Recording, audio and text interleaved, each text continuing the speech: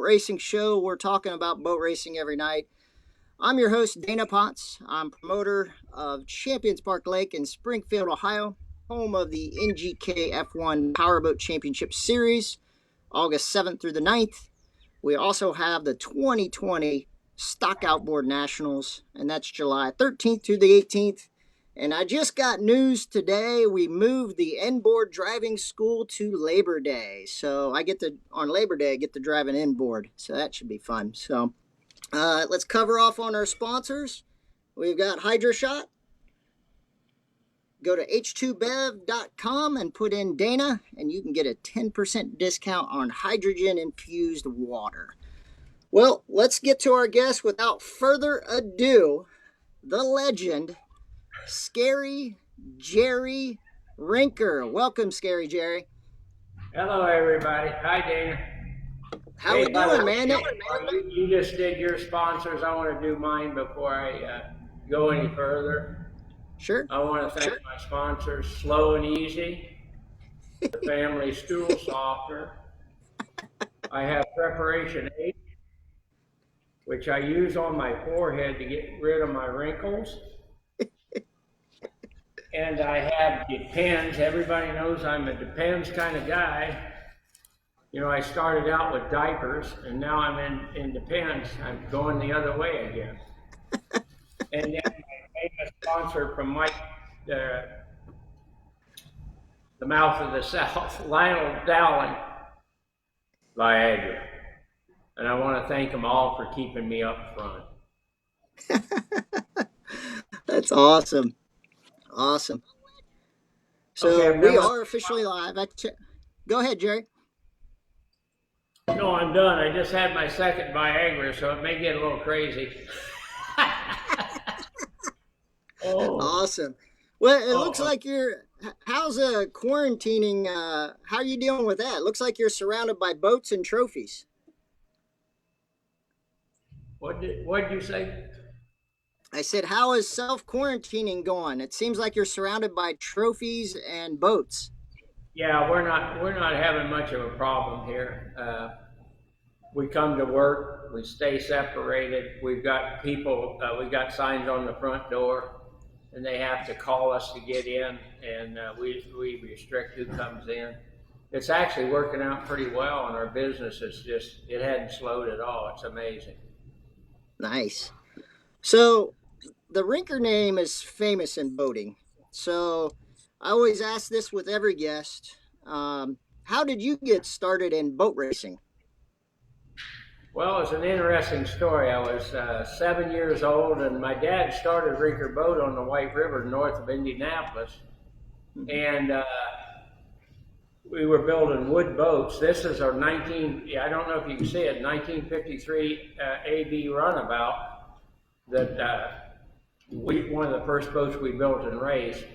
Wow. And I was playing on the riverbank with my friends, and my dad had put on a race right in front of actually we were building boats in the garage there on the river. He put a boat race together, and I'm playing with my friends on the river. And here come my brother Jan, and he come charging down the bank, and he grabs me by the ear, which was his habit. He drugged me around by ears. I have one ear that's a little bit bigger than the other. And drugged me down the bank, and he said, "Jerry, see that race boat right there? You're going to race it." Now, I had never been in a race boat. The closest thing to that was I ran a tiller handle. We'd take turns running a tiller handle up and down the bank, shoreline, and there'd be two of us in the boat and two guys on the bank throwing mulberries. And then we'd switch to the other one. So I had never raced before. And he says to me, "Jerry, see that little girl over there? If she beats you, don't come back." Well, she was a professional. She'd had 3 races. And of course, I didn't beat her. And I did come back. Well, and that's where I first got started. It was forced on me. I was not involved really until then. And it went uphill from there. It went uphill from there. So anyhow, I got started.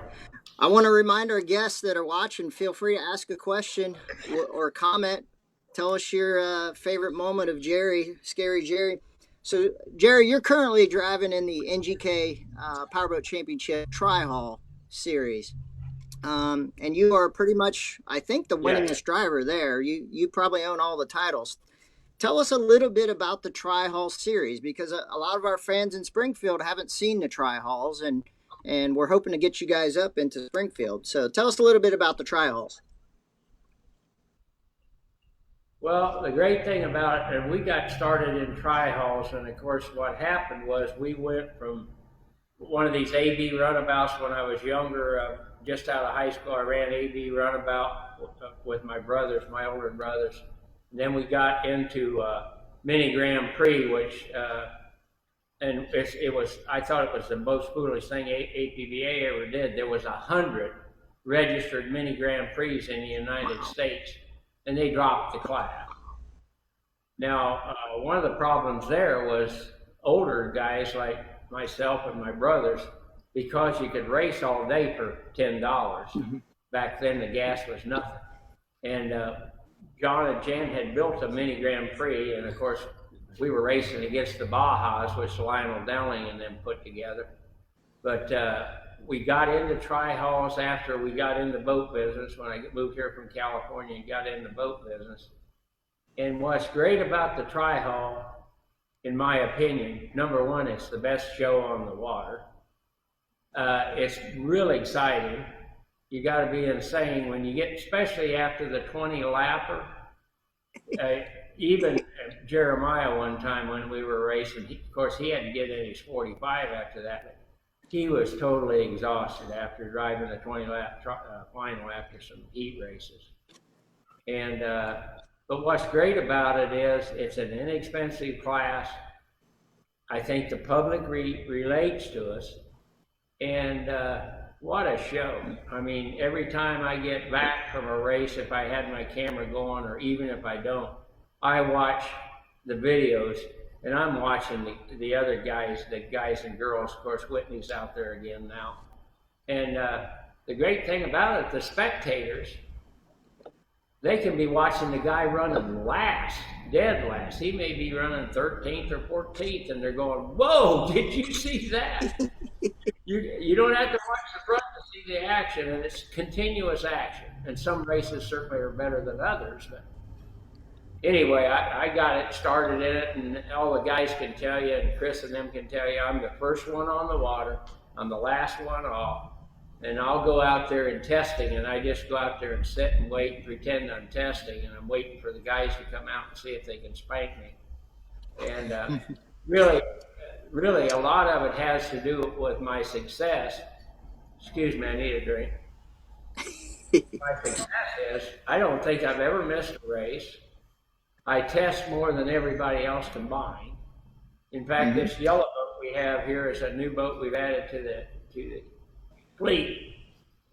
We just recently ran it. We took an old motor and threw it back together, and Neil Barkley's here, and he dialed the motor in. We ran it just in the last week. Of course, the lake's been shut down pretty much, but you can get on at certain places.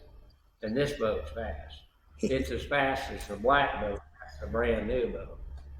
So we're pretty wired about that. We just have to find a driver that can handle it. And that may be Tanner. And I told Tanner, if it's faster, you can have it if you want it. But he likes the red and white American Flyer. By the way, if you see these little models, Chris bought these models from a boy in Brazil. And man, they're clever as heck. And they even have the driver's name and the races they won and everything. And I don't know how he does it, because they're only about a 30-second tall. But anyway, I think it's a great spectator sport. I think it's the best thing out there. And I'm hoping you get us to Springfield, because I guarantee you'll double your spectators, because the people will come. Absolutely. To watch you. Amy Hall chimes in. What's the worst wreck that you've been in? Well, I'm going to tell you, I've had two real intriguing wrecks. Chris and I, and there was that orange, Chris, where I flipped over in front of you? I think it was orange. Was it orange, Neil? Okay, so we got a heat race coming up, and we started. You know, it's nice, it's neat because we come down the straightaway behind a jet ski, and we start, and we're as soon as the jet ski pulls off, it's like NASCAR. We're two abreast as far as 7, 8 rows, and when they drop the flag, we let it fly. Well, anyway, we went around through the first turn and went down the back stretch. And Chris is out in front, and Jeremiah's right on him, maybe 2 boats lengths back, maybe 3. And I'm right behind Jeremiah. And did we lose something? Are we still there? You're still there. Yep. Okay. Okay, anyway. I'm back. I'm closing on him. I got a little speed on Jeremiah, I thought. But I decided I'm going to take them both on the inside. And they started to slow down at the turn, and I left the hammer down, and I blew by him on the inside, and I was actually giggling when I went by him because I thought I'd pull something off, and then it dawned on me that I forgot to turn, and all of a sudden I said, "Oh crap, I got to turn," and I turned too hard and barrel rolled the boat, and it was pretty exciting in the fact that I was running pretty much flat out when I lost control of it and barrel rolled it. Well, Whitney had a still shot camera, and she's taking stills of it. And from the time the crash started till I got out 10 seconds before the boat went to the bottom of the river. In 62 seconds, the boat was gone. And I know a lot of people were mad at me about that, and it wasn't that what had happened is I'd been hit, so the guys are just brutal with me. They hit me from all sides, and foam was falling out of the boat. It was never my fault. It was always the kids' fault. They had no respect. But anyway, I had so much foam knocked out of the boat that when I got back from, I don't know where we'd been. Anyway, I got back and I started chunking all the foam out and throwing it out. Well, I knew I had to refoam it, but we're about 3 days from race time, and I planned on refoaming it just before we left. We flipped the boat over and put foam in the deck. Well, I go to test one of my motors, and I go out and immediately blew that motor up, and we're 3 days away from oink. I go get another motor that Neil had and put it on the boat. And in 20 minutes, maybe not even 20 minutes after I got there, I blew the second motor up. Well, now, we've lost another day. We have 1 day to figure out what we're going to do for a motor and get to Orange. Well, we called Daryl. Everybody knows Daryl is in the racing, at least recently. And Daryl says, I got an old junk motor up here. I said, we're coming to get it. We ended up putting that motor together, threw it on the boat. But what we found out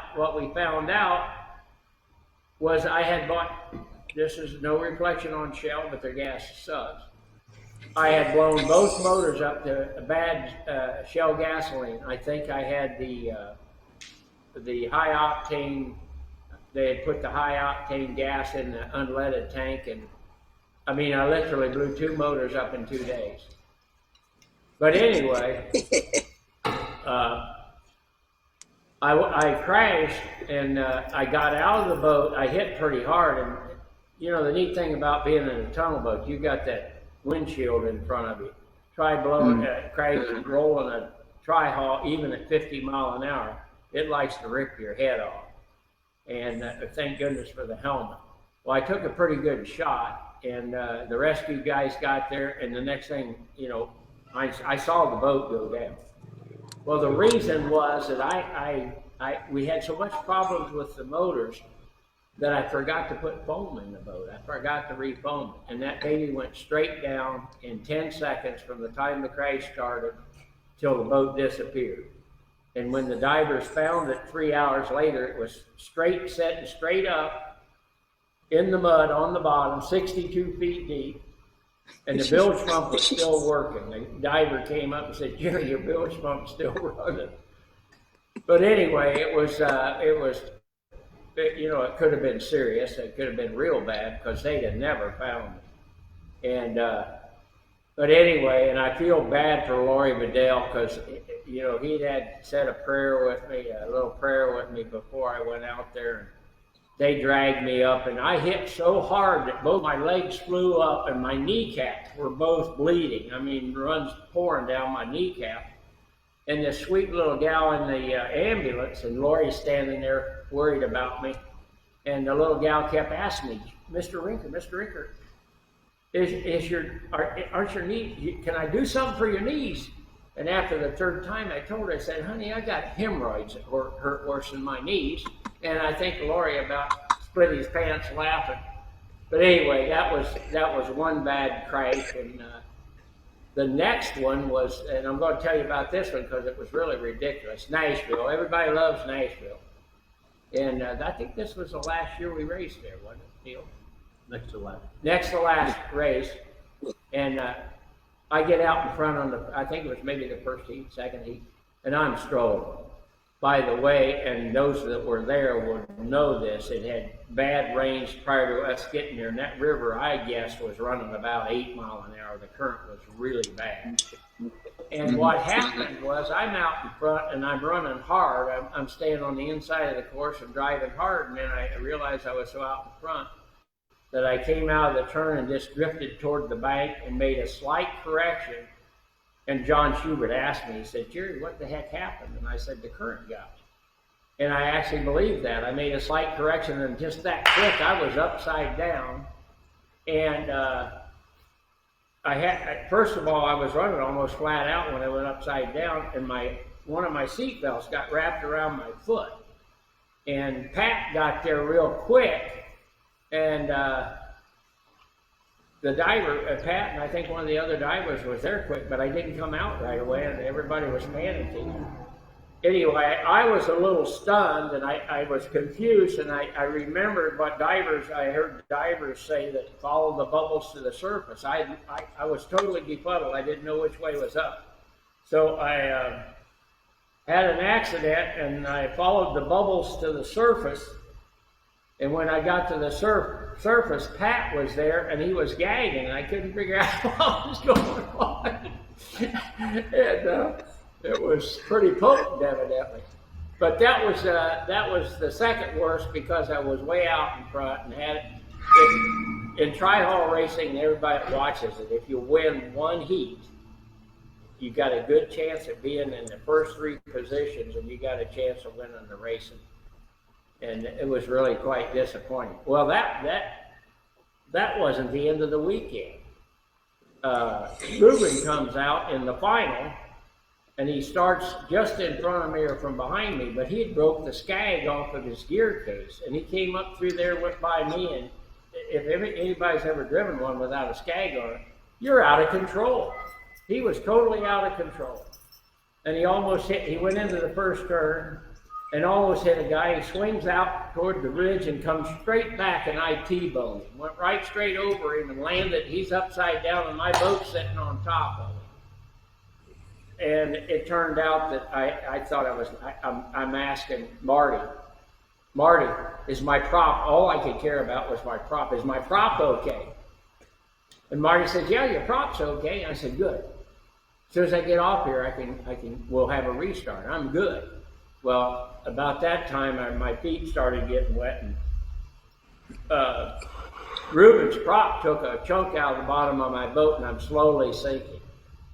Well, to tell you, and if you weren't there, to tell you how swift the river was running, when I got over to the bank and the boat was upside down, it took 7 or 8 people to hold the boat next to the bank while we tried to get it upside down so we could get it on the trailer. And it was a task that's how swift the river was running. Okay, but that's probably the 3 wrecks actually that I've had. That's all right. I've had anybody out there, although Ruben bragged about having maybe one more than I have. But I have experience at it. The Tryhauls are that way. They bump and grind. That's good. So yeah, I got a question. Was posted about Bay City last year. I mean, poor Devin every time he sees me near him, he's probably wetting his pants because he knows I'm going to get him. The poor guy, I've hit him more this year, last year, than anybody ever hit. He's always in my way. So Ashton Rinker chimed in. He said, Jerry, why did you choose the number 10? Well, and you didn't get a seat because of those of you that weren't watching or weren't able to watch earlier. We had problems with our Surface Pro and had to switch to another one. But the yellow boat next to me is the new boat to the fleet, and I put number 10 on there. I never told Terry this before, but he's my hero. And being yellow, I had to put the number 10 on there. And I'm sure he's going to have another beer thinking about me being him being my hero. Because, I am the legend. So, folks, keep chiming in with questions. I have a question I ask every boat racer, and this will be a little unique for you. What 5 overall boat racers, past or present, would you love to race in a Tryhaul? Or love to see him get in a Tryhaul and race you? Well, actually, Terry and I ran a marathon in Vital, Louisiana, and he actually raced the Trihall. We tag teamed that Trihall, and it was actually, I want to say it was a 15-foot 9-inch Trihall, and man, you talk about a wild ride. It was fast, but man, it was wild. But what I'd like to do is get in a Trihall race and throw all them F1 guys out there like Ashton, he told you when he was interviewed that it takes some big kahunas to drive one of them Trihalls, especially in the storm that we were in. I mean, that was the site of a tornado that we were in, and you couldn't see the bank, you couldn't see the turn buoys, and man, I tell you what, that was a race from hell. And fortunately, he got to experience that. And but I'd like to throw all the F1 guys in there and go out there and have fun. Fairchild's raced them, and he's done fairly well with it. About 5 years ago, I think Chris was at a race in Highlands, and that's always a real rough race. I think that might have been the race where I got ran over. Corey Walker took my motor off the back of my boat. He hit me broadside, and it broke the transom brackets, and the motor disappeared. And Chris went over the top of me. And the neat thing about it, and I say neat, both him and Chris and Corey kept going, and they left me sitting there in the turn. And I'm in there trying to crank my motor. I thought maybe they broke a spark plug off or something. I couldn't get it to start, and I unbuckled and turned around, and there was no motor there. And now I realize I'm the turn buoy, and I buckled back up and hunkered down. And but Chris, I think that was the race. Chris Fairchild came down, and we were all having a good laugh about it. I mean, if you're going to race Tryhall, you're going to get hit, and you may get hit hard. But in 18 years, there's nobody that I know of even had a broken bone, and that's what's amazing about the class. I don't know if anybody's ever had a broken bone. I think the worst impact I ever saw was Wayne Barber got pounded, and I forget who hit him, but thank goodness he had a real strong cage. And I mean, whoever that was, I can't remember. He was on top of him, and it looked like he was going to jump over the cage. But anyway, I would say I'd like to just have all the F1 guys go out there, and let's just go out there and have some fun, and hope you can keep it right side up. We might have to arrange that sometime. Yeah, I'll probably have to give them driving lessons. I have a training school started, and I'll have to give them driving lessons and show them how to get out of the boat. You know, when you're upside down in that thing, when you come out, you better come out forward, or you're going to have your neck stuck in the cage. I'm sorry. Go ahead. A question I have: if we have you guys up in Springfield, would you guys run a right-hander? And have you guys run a right-hander before? You know, I think that'd be the problem with the Trihalls. Unlike the F1s and the 45s, we actually have a fin on the left side of the boat to make the boat not skip out in the turns. When we first started racing them, man, you hit a roller and that thing would skip out, and then it come down and snap roll on you.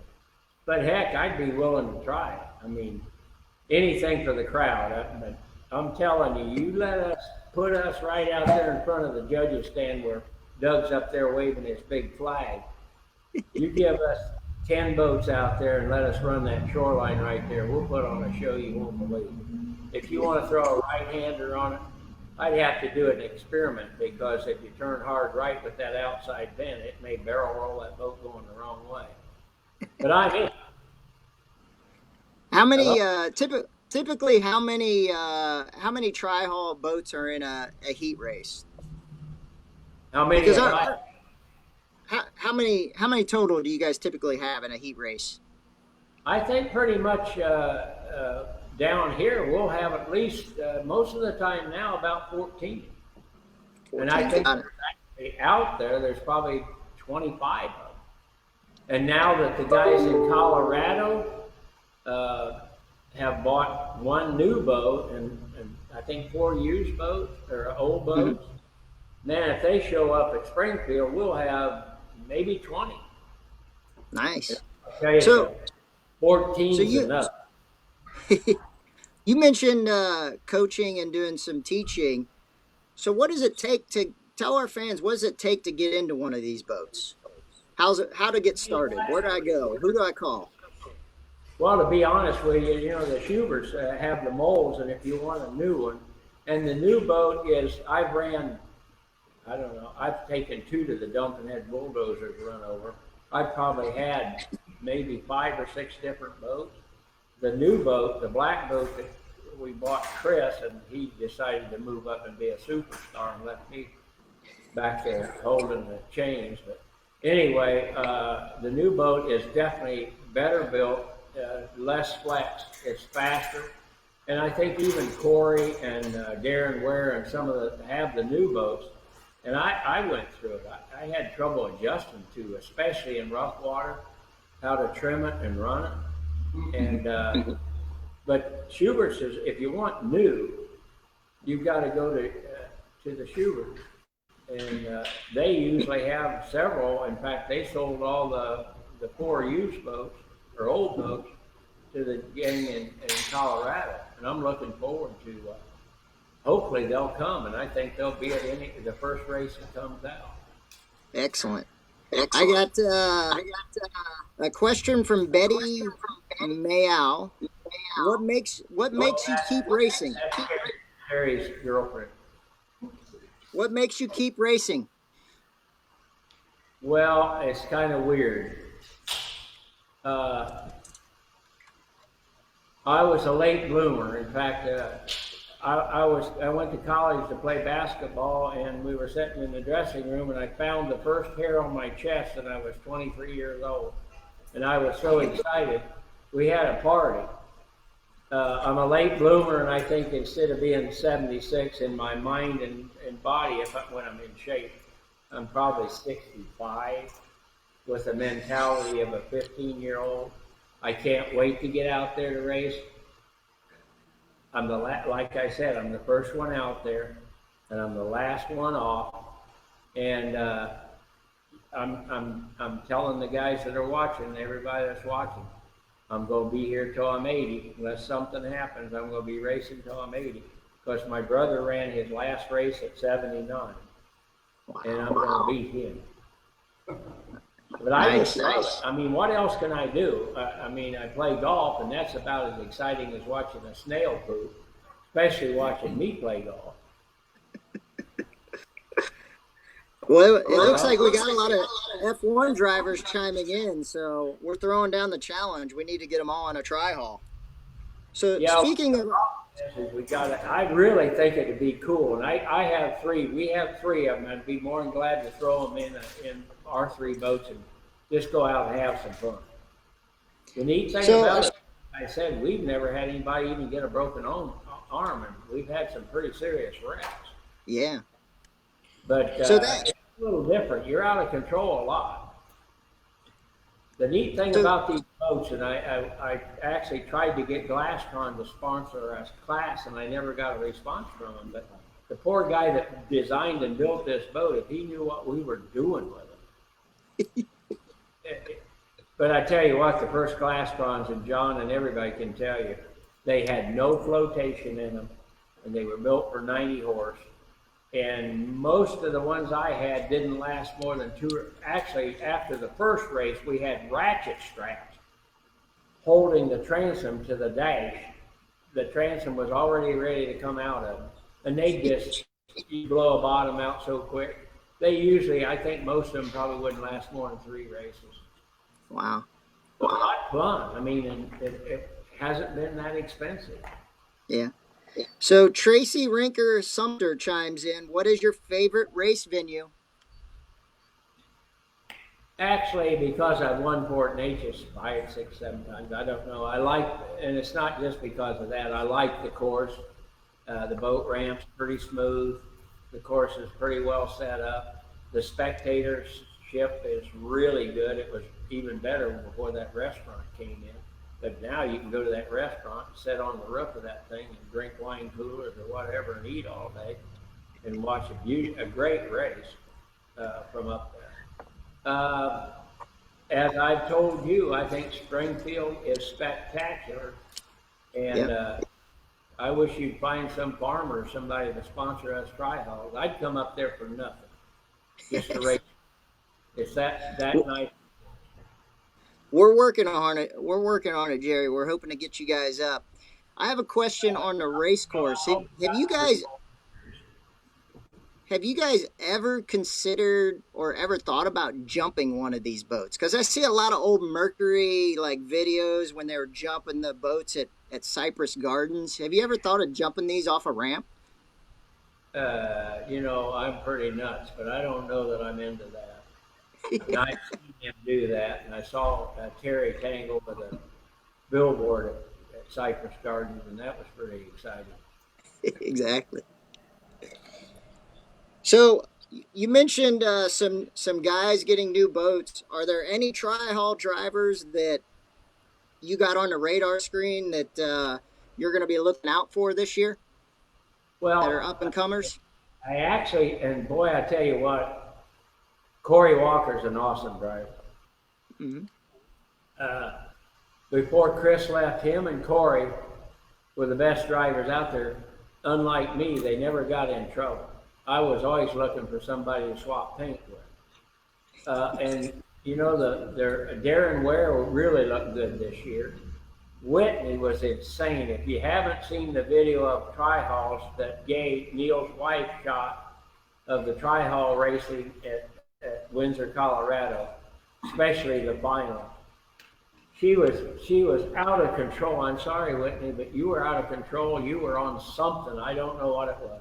Poor Jeremiah, you came off the water and made a left-hand turn in the air and took Jeremiah clear out into the infield. And a couple of times, I don't know how you saved him. But the racing in Windsor was, they're all getting faster. They're doing, and better drivers. Jensen, the Jensen boy? Mm-hmm. I mean, the boy had never raced a Trihall before, and I'm overwhelmed by how great he did. I can't remember his name right now, but boy, what a great race he ran. And everybody, it was a great race. And again, I'm as big a spectator as anybody out there. And when I go out there, the Tryhaul race is a show for me. I participate and sometimes get a little carried away, but it's a show for the crowd. And nobody can deny that it's not a show, a great show. I got a question from Robert Trollian. How did you become infatuated with Bob Evans restaurants? Bob Evans? My gosh. I'd rather go to the dog pound and eat there, but my brother, John, he thinks it's the world's greatest restaurant. I'm a Waffle House guy, and I want my niece to tell Wheezy and Bix, I'm coming and we're going to Waffle House. Awesome. I always take them to Waffle House. We had, Bob, isn't even on my list.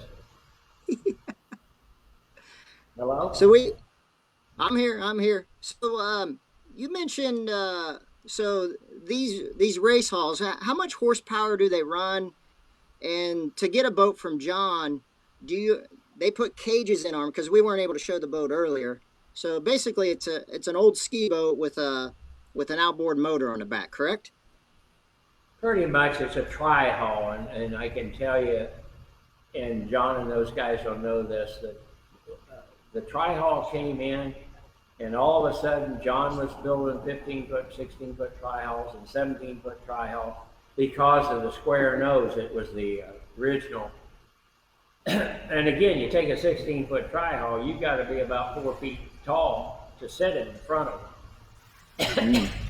But that's how it all got started, and they found out really quick that they were not very good in rough water, and that's what's amazing about it.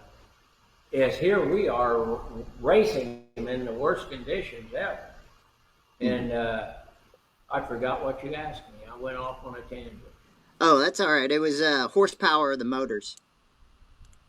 Oh, the horsepower.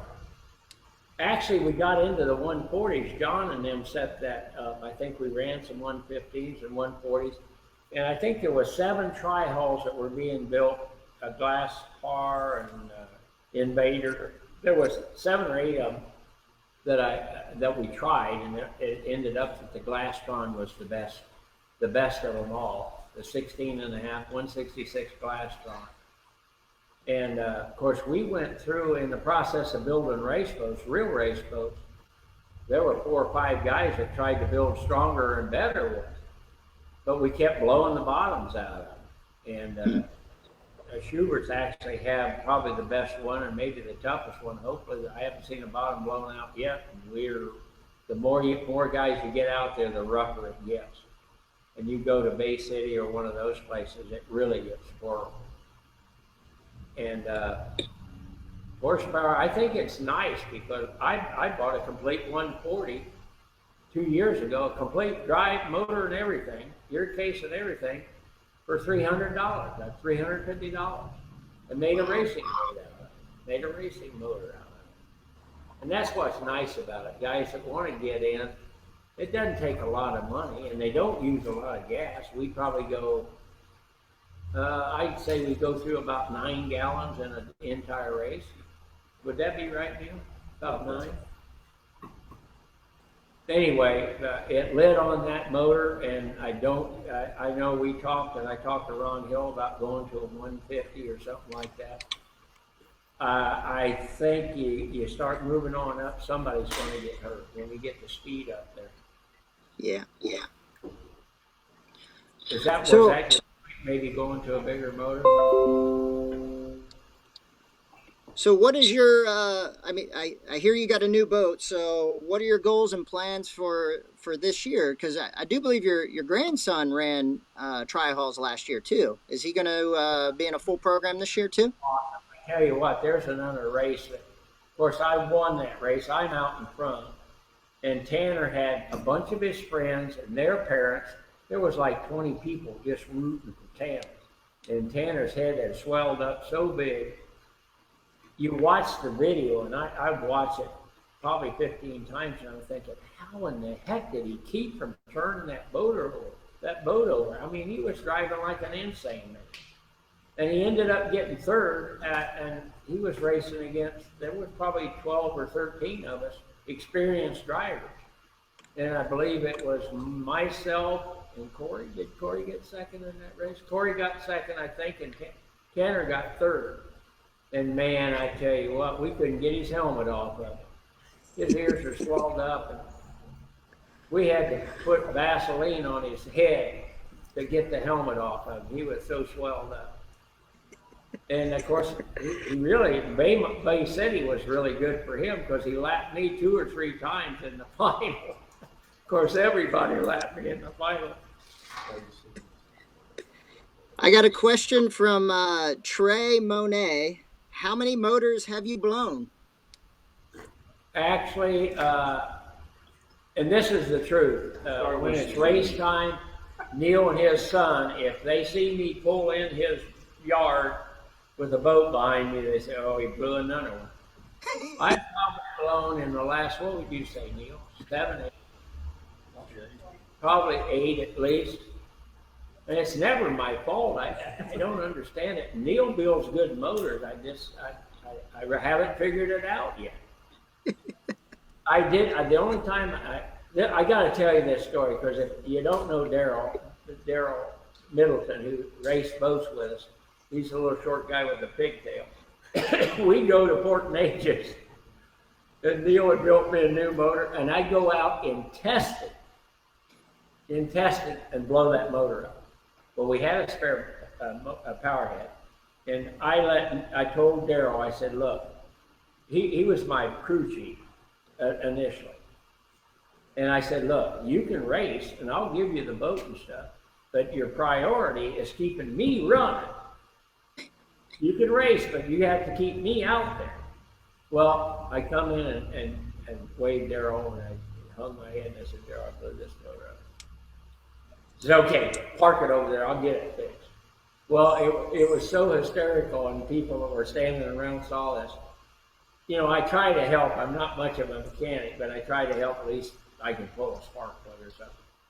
And all of a sudden, I walked away and came back, and Daryl had taken the extension cord and went all the way around the boat. And he says, Sherry, you see that extension cord?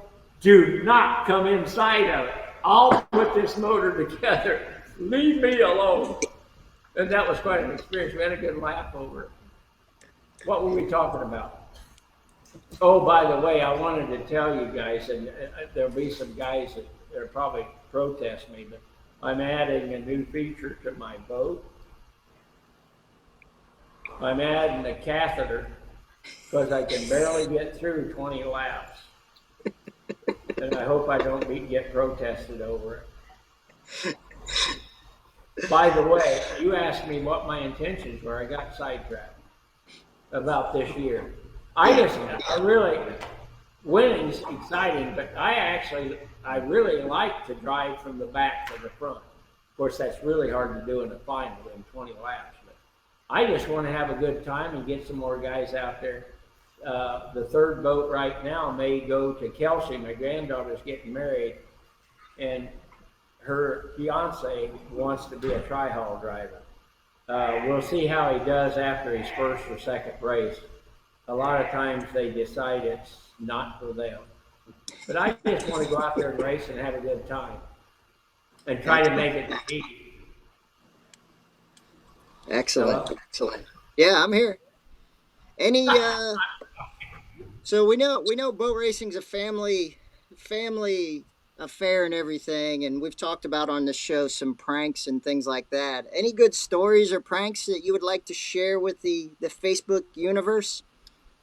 Or call anybody out? Or tell you guys a story. Now, I've told this to a lot of people, and I hope my brother's watching. But pranks is, I don't know that we did too many pranks. Terry and those guys might, because those guys are pretty on them. But I got to tell you about New Roads, Louisiana. You had Max Toller on and Billy Seabold and him. We go to New Roads, Louisiana, and what was that, Chris? 15, 20, probably 15 years ago. Mm-hmm. And among other things, one of my help decided, Jerry, you know those guys bring those big champ boats in and those box trailers, and they roll one out and they roll another one out. Why don't you take a Trihall and put it in a box trailer and try to be a big shot? We found a little bitty trailer that had narrow wheelbase, and we could barely get it in a box trailer. And we thought we were going to be really cool. We never got around to taking it out of the box trailer till everybody else was testing, so nobody even saw us take it out of the box trailer. But this is the classic here. My brother, the way we got into the Tryhalls was I had heard that John Schubertman had a race, another class started, and John came down and brought me a boat. And you just mentioned race boats, and he got excited. He wet himself.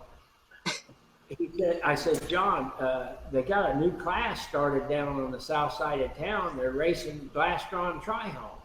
And oh my gosh, he went on, oh, let's go, Jerry, let's go. I got to see this. We go down there, And he is so excited. He can't wait to get home. We bought 2 of their old junk boats. I mean, they were used, and they were original Tryhaul. So again, you're going to end up with ratchet straps holding the transom. Well, he goes home. He totally paints the boat. He sends me pictures, black with red, and did a really great job painting the boat up. And he shows up at New Roads. And it was the first time for us to race at a big race, and it was kind of neat because we're finally starting to launch, and John was the first or second one to go in the water. And Billy Seabold and I think maybe D'Souza was there, and Max Toller, and of course Terry was there, and Randy was there, and a bunch of the famous drivers. And here we are, the lowly Trihall drivers. And John backs his boat in, and he's running a Mercury. The Mercury's never did work very good, but he had an inline 6 140 Mercury. And I'm in my boat, and I'm up to come in after him, or shortly after him, and I'm watching what's going on. And he backs it in the water and fires that motor up, and I hear the boat is just shaking all over. And finally, we couldn't figure out. We thought maybe he forgot to untie the back end, and finally it backs off the trailer, and he turns around. And he's idling out, and Billy and them are all watching because this was classic. I mean, we were going to be famous. And all of a sudden, I hear John, and I'm coming down the ramp to back in, and I hear, and the boat's just shaking all over. 3 or 4 times he tried to get it going, and all of a sudden it died. And that inline Mercury is pretty hard to keep the carburetors balanced and everything. And he couldn't get it restarted. Well, here goes Terry and Randy. They dive in the water and swim out and grab Randy. I think Terry went to the front, grabbed the bow eye, and Randy went to the back, and they're pushing him in. And all of a sudden, we see Randy stand up behind the boat. He stood up behind the boat, and when they brought him in, John had painted that boat with epoxy paint and sat it down on the trailer before the paint dried. And he literally had 2 bunks attached to the bottom of the boat. Had he got on plane, man, that would have been really hysterical. But that was the funniest thing I think I ever saw, and I laugh every time I tell that story. He had both stuck to the bottom of his boat. Awesome. We got another question by Carrollton Callahan. How did you get the name? How did you get the name Scary Jerry? You know, it sounds like I probably got it, you'd think, because I tended to run over people and stuff. But actually, I was standing talking to Wayne Barber, and I had my glasses off, and I was squinting. And Wayne says, "Jerry, what's wrong with your eyes?" And I said, "Well, Wayne, I can't see without my glasses." And he got this dumb look on his face, and he says, "Jerry, do you wear your glasses when you race?" I said, "No, I don't. I can't get my helmet on with my glasses on." He said, "Now that's scary, Jerry." And that's when I got the nickname. Wayne gave that to me. That was really mine because I did have a tendency to bump into people. I'm actually doing better now because I'm not as aggressive. Hello? I'm here. We're just listening. We're enjoying it. I'm looking at all the comments. We're getting a ton of people chime in. So I like to wrap up the evening with the question. We're all in self-quarantine right now. What's your go-to bunker food that you had to stock up at the house? You know, I can't honestly say that I have it because I'm at home, and my wife, we've been married 53 years, and she can cook. And if she was here and I told her what I like, I mean, I love beef and noodles, but my favorite snack, and Chris will tell you this, is lemon drops. And if you ever want to stay awake, I'm going to give you some advice. We went to Indiana last year, was it, Chris? I think it was last year. I was drinking Coke. We're heading the motor. I was drinking Coke and eating lemon drops, one right after another. I was awake for 36 hours. I was so wound. Chris told me, pull over, Dad, and let's take a nap. Okay. As soon as he went to sleep, I'm on the road again. 36 hours I was asleep. Of course, I looked like a zombie. Not really. Awesome, Jerry. Well, I'm going to throw it to you. We've had a lot of people comment, and they've asked to run through your sponsor list and thank you list again, and we'll finish off with that. I'll let you throw it to your sponsors again. Some of them missed it early on in the show. So, okay, Slow and Easy. I got a call I'll tell you briefly. I got a call last year, early in the year. I think I'd won Port Neches or something. In the middle of the night, I get a phone call. It was 12:30 and I'm beat. I get a phone call and I look at my phone and it's California. So I thought it was maybe some of the guys I played basketball with. By the way, I actually had to take a pill when I played basketball in college. If I got more than a foot off the ground, I got air sick. I was taking pills back then. But anyway, this guy says, Mr. Rinker, you don't know who I am, but my company wants to give you $3,000 to put our name on your boat. I said, wow, that sounds pretty good. I said, what's the name of your product? And he said, Slow and Easy. I said, I'm 3 times points champion, and I don't know that I want Slow and Easy on my boat, but the 3,000 sounds pretty good. Just what the heck is Slow and Easy? And I had to ask him 3 times what Slow and Easy was. And all of a sudden he says, it's a stool softener. And I said, well, I need to think about that. The 3,000 sounds pretty good, but I'll call you back. Well, now I'm going to tell you the truth about the story. I actually dreamed this in color, and this is the honest God truth. I woke up at 12:30 at night, and I sat up, and I was laughing so hard I had tears coming down my cheeks. I thought it was so funny. Okay, that's Slow and Easy. Preparation H. Now, you girls may not know this, but I use this on my wrinkles. If you had noticed me at the races, my wrinkles will go away. And actually, models use it, and that's why I got hooked on it, because I've had a few offers to model. And depends. And man, these are nice. You need to try them. They're nice, soft, fuzzy looking things. Hello? Yeah.